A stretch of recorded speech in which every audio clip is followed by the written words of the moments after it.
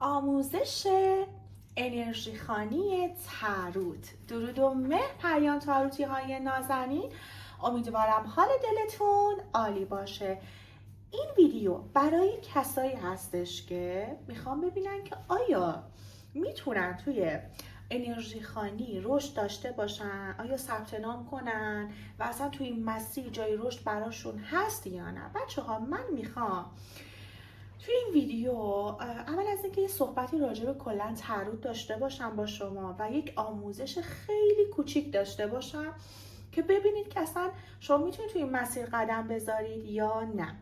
اما قبل از اینکه این آموزش رو شروع بکنم، عزیز دلم، هدیه ویژه برای عزیز دلم همراه همیشگی کانال ما که انرژی خوانی های ما رو میبینن، ویدیوهای ما رو میبینن، لطفا داخل تلگرام به من پیام بدید. من با عشق براتون انرژی خوانی رو انجام میدم. من دوباره نگه میدارم.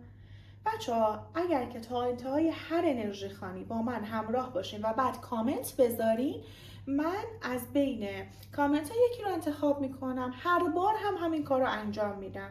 اینم هدیه برای شما عزیزان. خب اما بریم برای آموزش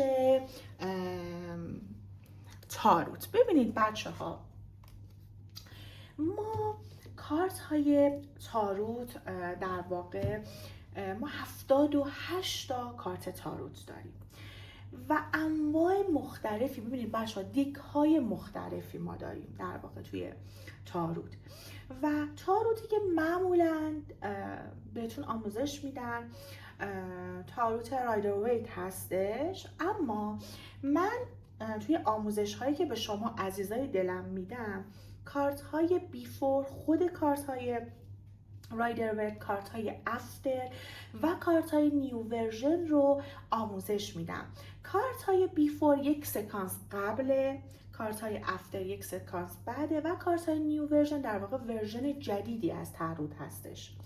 جدا از این آموزش، من انواع مختلفی از دک ها رو بهتون آموزش میدم.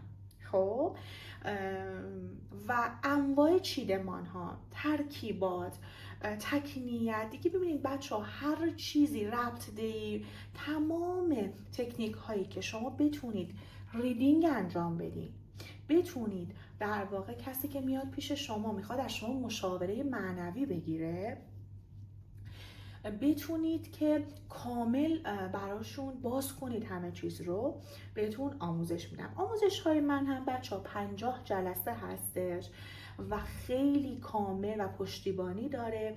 بسیار بسیار دوره جامعی هست. شما میتونید اگر که دوست دارید ثبت نام کنید به آیدی تلگرام من پیام بدید. اما ببینید بچه ها، یک دسته کارتی که شما تهیه میکنید خیلی مهم هستش که به چه نیت میخواین انرژی خوانی ها رو شروع کنین. نیتتون باید به نیت کمک باشه. خب به نیت اینکه بتونید یک مشکلی رو از مشکل بقیه در واقع حل بکنید. من خودم بچه هر کاری توی زندگی میخوام انجام بدم، اول برای خودم کارت میکشم و خدا رو شکر تا الان هر در واقع نشونه‌ای که تاروت برام فرستاده درست بوده. کسایی هم که حالا پیش من برای انرژی خوانی می اومدن، بچه ها، من خدا رو شکر میبینم که همه راضی هستن. چون ببینید بچه ها، کارت های تاروت نماد داره و اینکه اگر که انرژی تو انرژی هستش که مثلا دوست داری این کار رو، مطمئن باش در واقع باید قدم توی این راه بذاری. مثلا اهل یوگا هستی، اهل مدیتیشن هستی، اصلا خوشت میاد از این کارت ها، حتما باید قدم توی این راه بذاری، چون هر کسی در واقع دوست نداره این مسیر رو.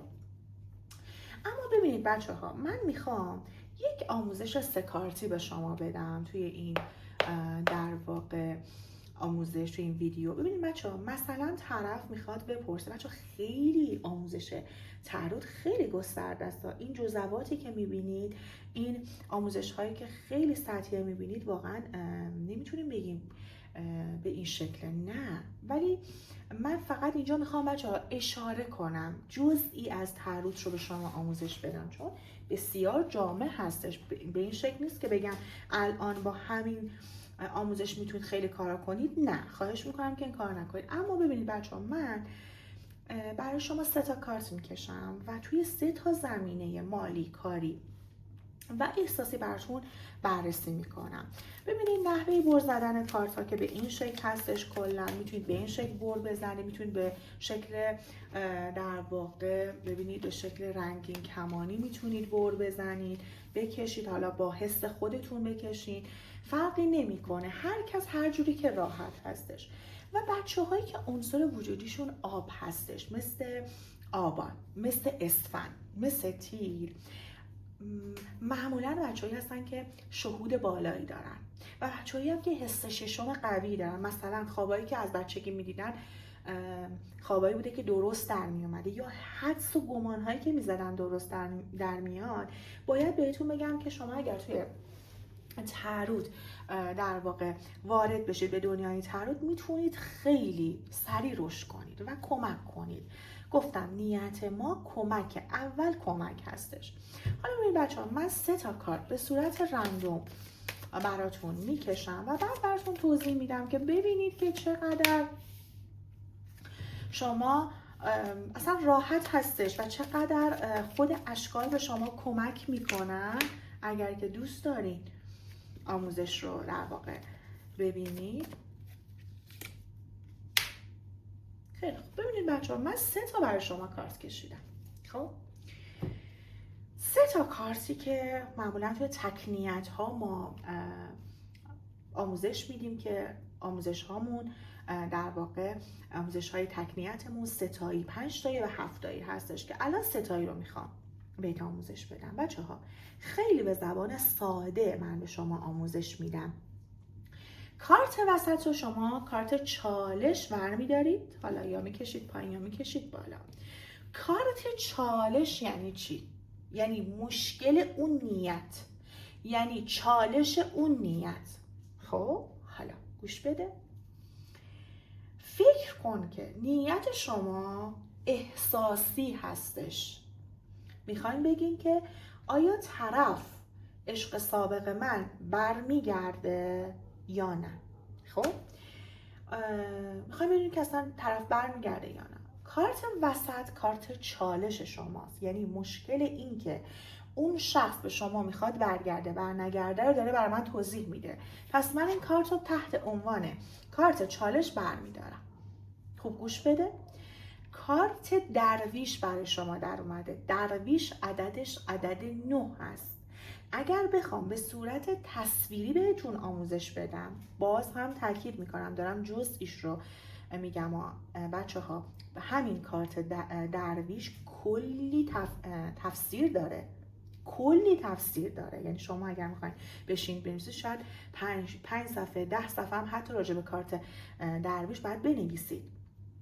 اما اگر بخوام تصویری بهتون آموزش بدم، ما یک پیرمردی رو میبینیم که دستش یک چراغی هست، درسته؟ و روی یک صخره قرار داره که این صخره برفی هستش. گفتم کارت شما کارت وسط کارت چالشه. بچه ها برف از چی میگه؟ از سردی مگه نمیگه؟ سرد شدن مگه نمیگه؟ پس داره به شما خیلی واضح میگه این رابطه سرد شده، این رابطه سرد شده، این رابطه به بنبست رسیده، به زمستون در واقع خودش رسیده این رابطه. ببینید چقدر ساده شما میتونید معنی کنید. خب و عدد 9 افتاده. ببینید بچه ها، اگر شما دقت کنید اینجا یک فرد تنها میبینید. چالش شما این هستش که تنها هستین، چالش اون شخص این هستش که تنهاست. و ببینید بچه ها، موهای این شخص و ریش این شخص سفید شده. میتونه از قصه های این شخص بگه، میتونه از تنهایی این شخص بگه. پس چالش رابطه شما 2 نفر این هستش که به سردی خوردین، شخص احساسیتون تو تنهایی خودشه، اما تو تنهایی خودش هست، اما ببینید چراغی دستشه، یعنی دنبال یک کرسی امیدی میگرده. ببینید چقدر ساده شما میتونید صحبت کنید، چقدر ساده شما میتونید تفسیر بزنید. خب پس داره اینجا به من نشون میده چالش اینه که بین شما الان سردیه. خب حالا فکر کنید که شما کارت چالش رو تفسیر کرده، میایین سراغ دوتا کارت دیگه که در اومده. به صورت آینه‌ای شما این دوتا کارت رو باید به هم ربط بدین. ببینید زمانی که گفتم بهتون تو آموزشام توضیح دادم، کارت اول شرایط رو توضیح میده یا شخصیت رو توضیح میده. الان اینجا شخصیت افتاده. چرا؟ چون امپراتور کلا یکی از شخصیت های کارت های تروته که من تمام شخصیت ها رو آموزش دادم، تمام شخصیت های زن، مرد، همه رو براتون آموزش دادم. اینجا داره مردی رو نشون میده که ببین امپراتور، شما از امپراتور چه چیزی رو دریافت میکنید؟ مغرور بودن، قوی بودن. ببینید نشسته اینجا و خیلی با اراده هستش این شخص و پشتش یک کوهی هستش. بچه ها ببینید آب از احساسات میگه توی نیت‌های در واقع احساسی که حالا مشتری تشریف میاره پیش شما، مراجعه دارین، حالا دوستتون میاد.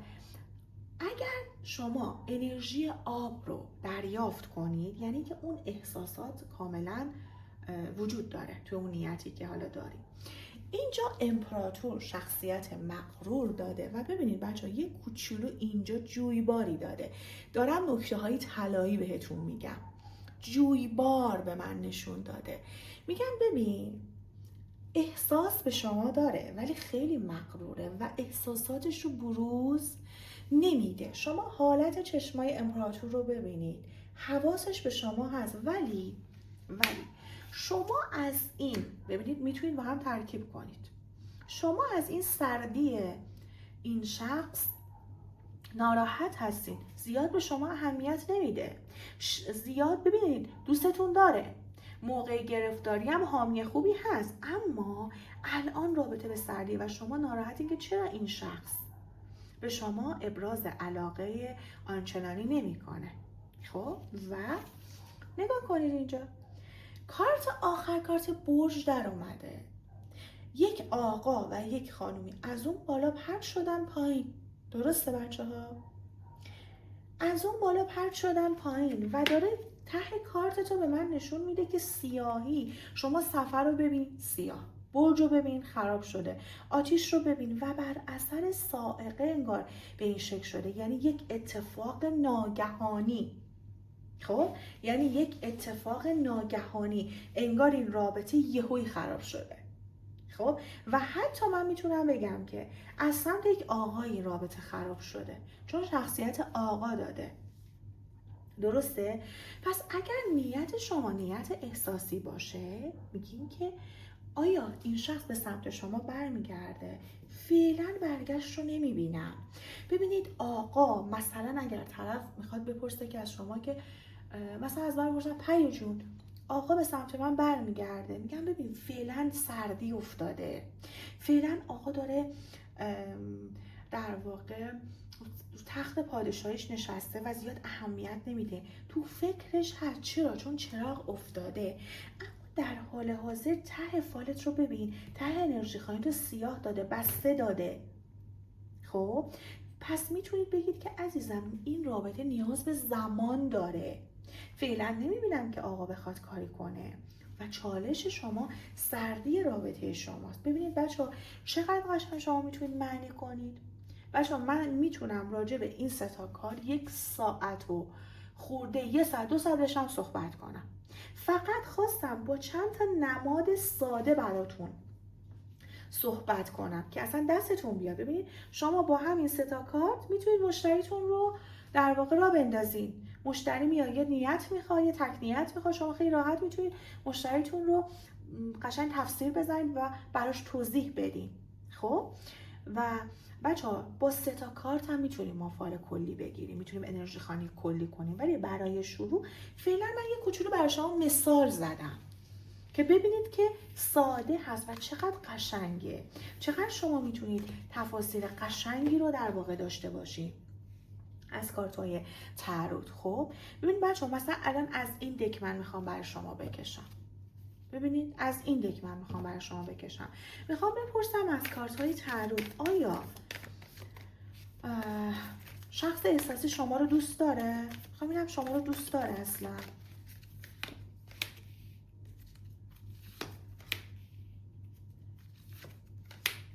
خب ببینید بچه‌ها، یه موضوعی که میخوام بهتون بگم، ببینید بچه‌ها، شما میتونید دک های مختلف به شما توی تفسیرهای مختلف در واقع کمک میکنه که من انواع دک ها رو بهتون آموزش دادم.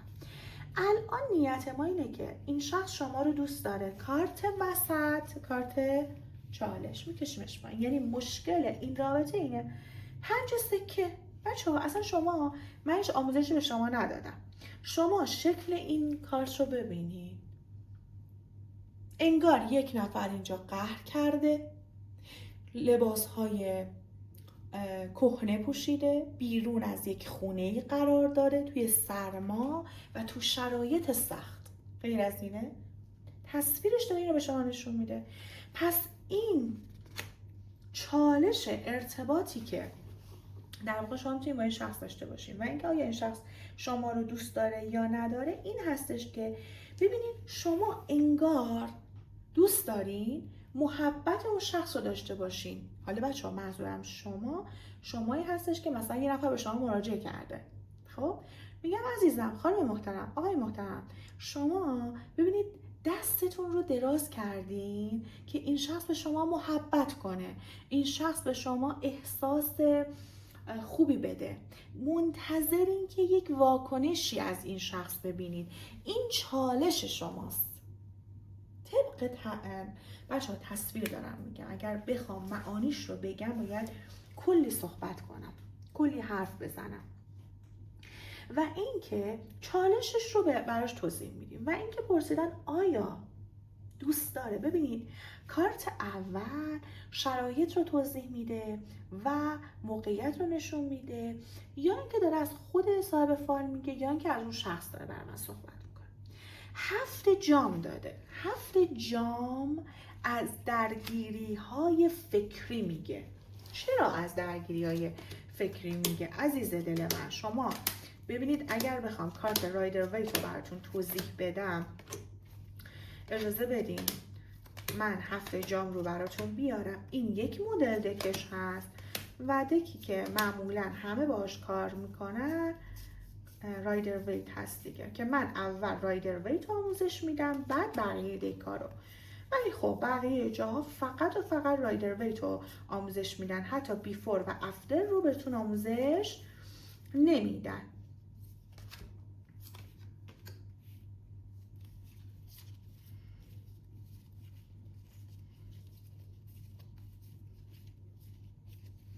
اجازه بدین من 7 جام رو براتون از کارت های رایدر ویت ببینم که کارت 7 جام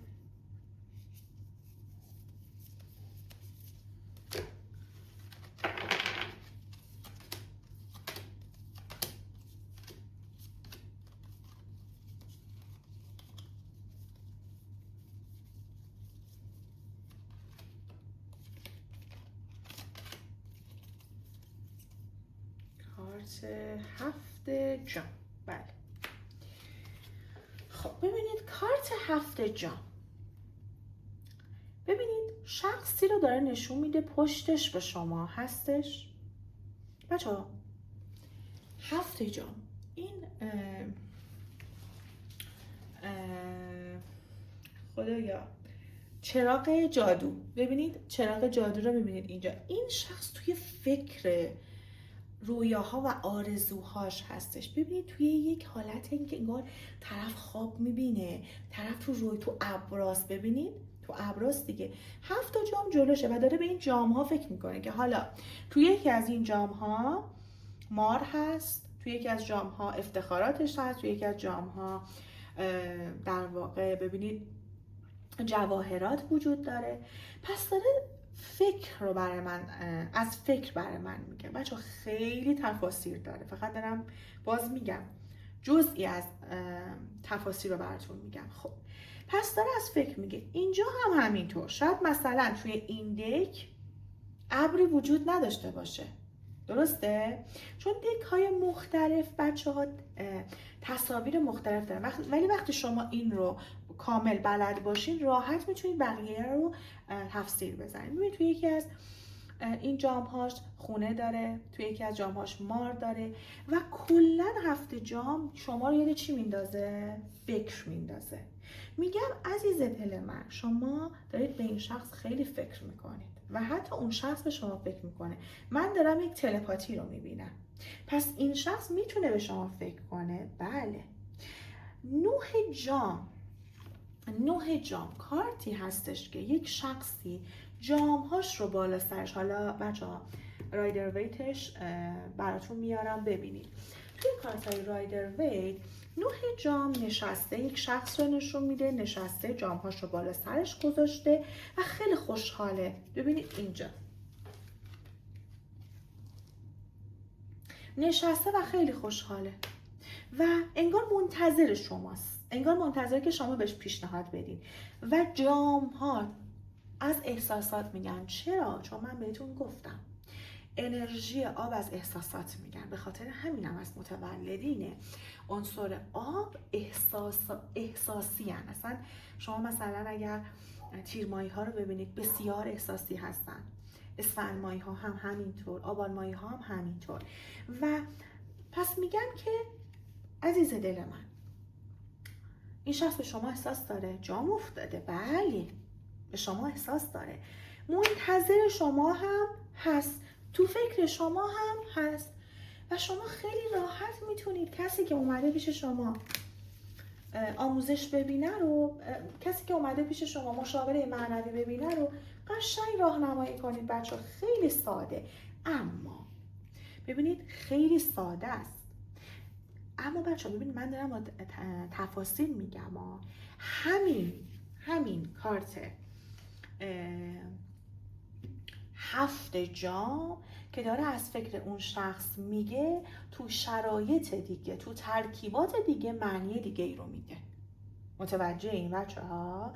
پس فکر نکنید که الان فقط از روی تصویر میتونید خیلی راحت همه چیز رو بلد باشین. کار اشتباهی که من دارم میبینم تو فضای مجازی، یعنی بچه ها یه جزوه دارن فکر میکنن که مثلا اکثرا هم نمیتونن در واقع تاییدیه بگیرن، چون که ببینید خیلی تفاسیر مختلفی وجود داره. ببینید مثلا همین کارت خورشید رو من برای شما مثال بزنم. از خورشید چه چیزی بهتر توی مثلا نیتی که طرف داره؟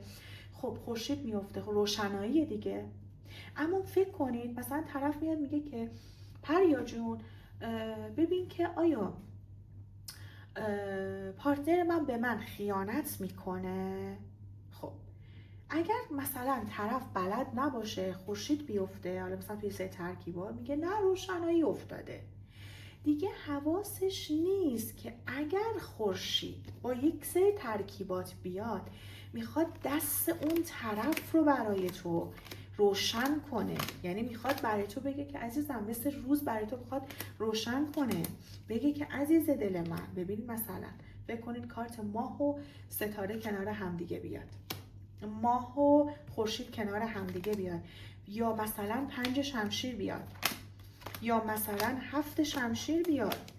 خب بچه ها 7 شمشیر یک شخصیتی داره نشون میده که اصلا کلن آدم درستی نیست. فکر کن کنار خورشید بیاد، یعنی اینکه این آدمیه که مثل خورشیده بر تو. نه، میگی که ببین حواست باشه، میخوام بهت آگاهی بدم، مثل روز باید برای تو روشن بشه که این آدم درستی نیست. یا مثلا فکر کنید دیو در بیاد. پس ببینید 1001 تفسیر شما میتونید داشته باشید. مهم اینه که اصولی آموزش ببینید، یک جای مطمئن آموزش ببینید. بچه ها خیلی جاها معانی مثلا جزوه میدن، شما اصلا جزوه هم نمیخونید، چون اصلا شما باید با تصویر یاد بگیرید، بره تو ذهنتون. شما باید هر روز برای خودتون یه دونه کارت بکشین و از همه مهمتر یه سری کارت ها برای شما یک معانی داره که برای من نداره، چون هر کدوم شما به یک در واقع آگاهی توی یک مداری از آگاهی قرار دارین. یکی میبینی اصلا بچه حرف که میزنه مثلا طرف میاد میگه که اصلا باورم نمیشه پریا جون چجوری اینو مثلا متوجه شدی. خب این به اون آگاهی، به اون انرژی، به اون در واقع طرف انگار الهام میشه بهش، که همه اینا رو بچه من بهتون میگم که باید چیکار کنید. شما اگر دقت کنید فکر کنید بچه بارها دخترهای جوانی که تشریف میارن پیش من با ذوق و شوق میان. خیلی وقتا من توی اینستاگرام گذاشتم نتایج رو، رضایتاشون رو گذاشتم، برید ببینید. خب برید ببینید. اومده پیش من پریا جون من با این آقا در ارتباطم، نیتش رو به من نشون میدید. بچه ها مثلا کارت ماه اومده با کارت دیو اومده، بهش گفتم عزیزم مراقب باش که دختریت رو از دست ندی، مراقب باش این آقا آدمی هستش که فقط تو رو برای رابطه جنسی میخواد. خب فکر کنید مثلا یه کارت ماه بیفته. اگر که ببینید کارت ماه رو اگر بخوام براتون اینجا نشون بدم توی رایدر ویت، میخوام بهتون بگم چرا من دک‌های مختلف رو بهتون آموزش میدم، چون شما معانی دیگه ای رو هم یاد بگیرید، فقط معانی که کارت رو آموزش نبینید. شاید اگر یک نفر مثلا میگم کارت ماه رو فقط رایدر ویتش رو بلد باشه، میاد میگه که مثلا این آقا خوب نیست، ولی نمیتونه با جزئیات براتون توضیح بده، چون این دک رو ندیده. ببینید این دک داره از زنانگی صحبت میکنه، داره از اندام جنسی خانم صحبت میکنه و وقتی کنار دیو میاد شخصی رو داره نشون میده که ممکنه که این خانم دختریش رو بخواد از دست بده، این شخص ممکنه دختری این خانم رو بگیره، مخصوصا اگر کنار کارت ستاره بیاد، چون ستاره یک اندام لختی داره، اینجا لباس تنش هستش. خب ستاره داره از دختری میگه که اندام در واقع لباس تنش نیست، پس در معرض سوء استفاده قرار داره. خب حالا اگر اجازه بدید من کارت ماه رو اینجا بهتون نشون بدم، ببینید که به چه علت من میگم آموزش هام کامل ترین هستش. ببینید اینجا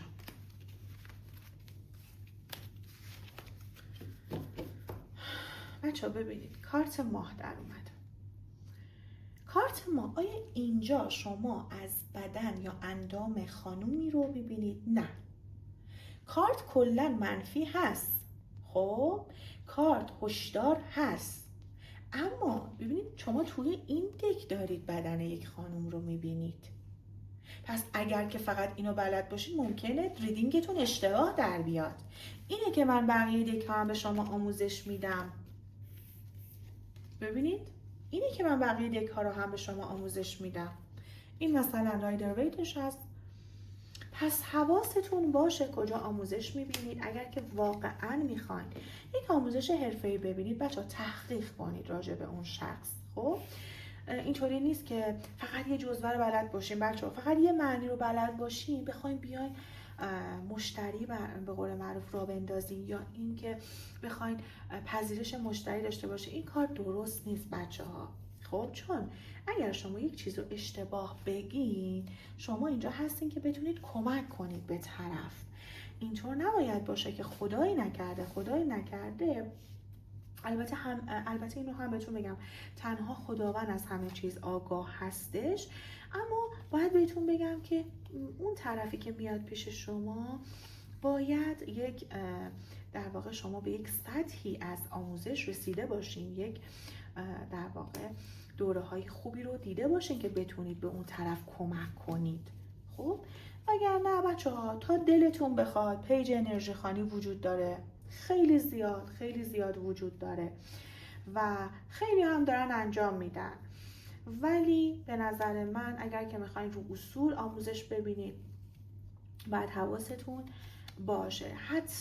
حتما دقت کنید که کجا آموزش میبینید، که حالا اگر بچه ها خواستید میتونید به تلگرام من پیام بدید، من اونجا بهتون توضیحاتش رو میدم. ببینید بچه ها، گفتم کارت ستاره اینجا، ببینید اینجا حالا لباسش تنشه، ولی ببینید توی دک دیگه لباس این خانم لباسی برتر نداره و ببینید رفته توی آب. این خانم در معرض سوء استفاده میتونه قرار بگیره. حالا فکر کنید کنار دیو بیاد، اصلا باید مراقب باشه. سوء استفاده جنسی میتونه باشه، سوء استفاده مالی میتونه باشه و این خانم باید خیلی مراقب باشه، چون احساسیه. چرا احساسیه؟ چون ببینید بچه‌ها تا اینجا رفته تو آب، یعنی غرق در احساسات، اصلا چشماش چیز دیگه ای رو نمیبینه. بکنید طرف اومده از شما پرسه که آیا پارتنرم منو دوست داره، آس جام بیار، اصلا جام ها بیاد که 100% از احساسات دارن برای ما صحبت میکنن. و اصلا قلب رو ببینید بچه، این قلبه رو توی آس جام تو کارتای رایدر ویت ما نداریم. خب بذارید بهتون نشون بدم. به خاطر همینم هستش که بهتون میگم جای آموزش ببینید که همه رو به شما آموزش بده، فقط یک نوع آموزش نباشه، فقط همین دست دک رایدر ویت نباشه بچه ها. بذارید من آس جام رو اینجا بهتون نشون بدم. بچه ها خیلی جزئی بهتون آموزش دادم، خب یعنی فقط میخواستم دستتون بیاد که چجوریه. فکر نکنید که مثلا خیلی هم ساده است، نه واقعا باید تمرین کنید بچه ها. مثلا کلی ما چیدمان داریم، کلی چیدمان داریم، حتی مثلا یه چیدمان داریم، چیدمان مثلث عشق. شما هر یه دونه کارتی که میکشید باید توی یک جایگاه باشه. شما باید 21 انرژی خانی در واقع کلی ما داریم، شما باید 21 کارت بکشید و باید همه اینا رو تفسیر کنی، ترکیب کنی. متوجه این بچه ها؟ بعد مثلا طرف نیت احساسی داره، طرف نیت کاری داره، طرف نیت مالی داره، بعد تو فال کلی شما باید همه اینا رو بگین. پس حواستون باشه. ببینید بچه ها اینجا اصلا از قلب خبری نیست، ولی ببینید. پس میخوام بهتون بگم که در عین حال که خیلی ساده هستش، اما باید این کار رو دوست داشته باشین، این عشق درون شما وجود داشته باشه و واقعا هم بچه ها حس خیلی خوبی رو داره. من هر روز که بلند میشم برای خودم یک کارت میکشم، توی اون روز راهنمای من هستن این کارت ها و تا الانم خیلی کمکم کردن. خیلی دوستتون دارم عزیزانی که تا اینجا با من همراه بودن. حتما بچه ها برای من کامنت بذارید که من از بین کامنت ها یک نفر رو انتخاب کنم. خیلی دوستتون دارم. پریان تاروتی های نازنین، در پناه نور باشین.